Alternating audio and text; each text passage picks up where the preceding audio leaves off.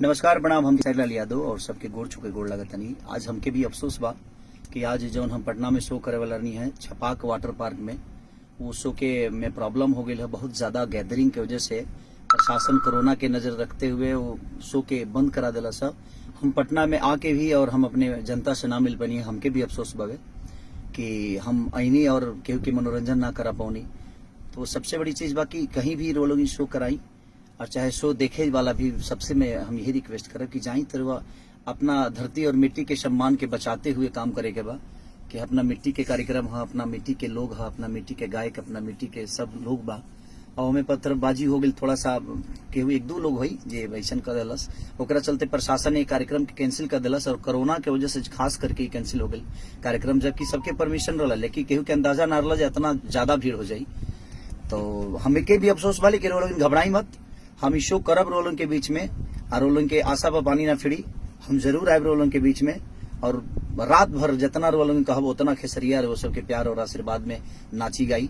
हम अपन शूटिंग छोड़ के इलाहाबाद से आई रही है खाली ये शो खाती, लेकिन शायद ये शो में अब ओजी गईला के बाद और का हुई तो ओकर अंदाजा ना रहा।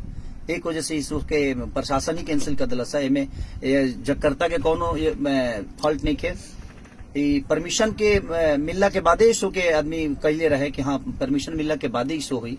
अब परमिशन मिलल भी रहा, लेकिन सब केहू के अंदाजा ना रहा कि इतना जनता आ जाइए और इतना लोग भगवान स्वरूपी जनता आ जाये और ये कार्यक्रम के कैंसिल करे के पड़ी। तो कोरोना के मद्देनजर रखते हुए प्रशासन ने कार्यक्रम के कैंसिल के बा। एमे केहू या करता जी करावे ला ओकर कोनो दोष नहीं खे, हमहू आगर नहीं है और अक्षरा जी भी पटना में आगे बड़ी, हमने के दोनों आदमी आगर नहीं है जा और इस शो के करे खाती वो अपन शूटिंग छोड़ के आ रही है, हम अपन शूटिंग छोड़ के ही आ रही है। रुआ लोग बिल्कुल मत सोची कि हम ना आई रही है, ना ऐसा बात नहीं कि हम आगर नहीं पटना में रोलों के पता चले कि हम आई रही है।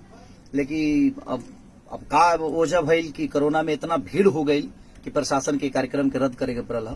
तेमें जगकर्ता के कोनो दोष नहीं खे, खेसारी लाल यादव अक्षरा सिंह के कोनो दोष नहीं खे, दोष समय के बा और कोरोना के मद्देनजर रखते हुए ही प्रशासन और इनमें प्रशासन के भी दोष ना, कहीं सरकार के दबाव कहीं ना कहीं हर राज्य में बा कोरोना के वजह से और पब्लिक ज्यादा हो भगीला के वजह से ये कार्यक्रम के रद्द कई गई बा।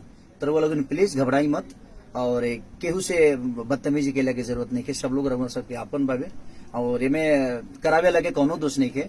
ऐसे जब प्रशासन ही जब मना कर दिया और जब राज्य में बनी जाता, हमें प्रशासन का भी सम्मान करना है, अपनी सरकार का भी सम्मान करना है, तो कहीं ना कहीं वो गलत हो जाता क्योंकि भीड़ ज्यादा होती है और उससे कुछ ऊपर नीचा होता तो शायद सबको प्रॉब्लम होती। इसलिए आप भी सुरक्षित जाइए अपने घर और अपने सुरक्षित घर पे रहिए और लोगों के और अपने बच्चों के प्यार में रहिए। Love you all.